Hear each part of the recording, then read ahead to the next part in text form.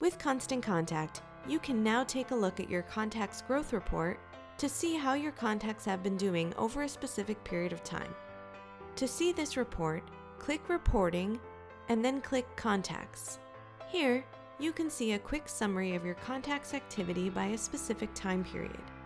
If you want to change the time period, click the drop-down here and select the date range you'd like to see. The graph on the left will show you your contact growth broken up by contacts added by you and contacts added organically. Contacts added organically simply means contacts that joined on their own from a sign-up tool like a form on your website or a Facebook lead ad. If you click one of the bars on the graph, you can see exactly who these contacts are, what source they were added from, add them to a list, or export them to a CSV file. The graph on the right shows how your contacts may have declined over time. This graph is broken up by contacts you deleted and contacts who unsubscribed.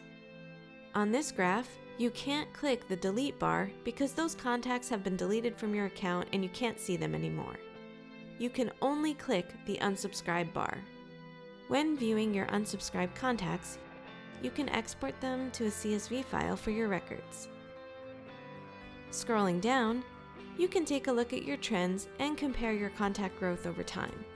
We also have some great tips here to help you keep a steady supply of new contacts coming in. Looking at your contacts growth activity is just as important as checking on your email reporting. Be sure to take a look at these reports every couple of weeks to see where you stand and where you can improve when it comes to keeping new contacts coming in. Check out your contacts growth report in your account today with Constant Contact.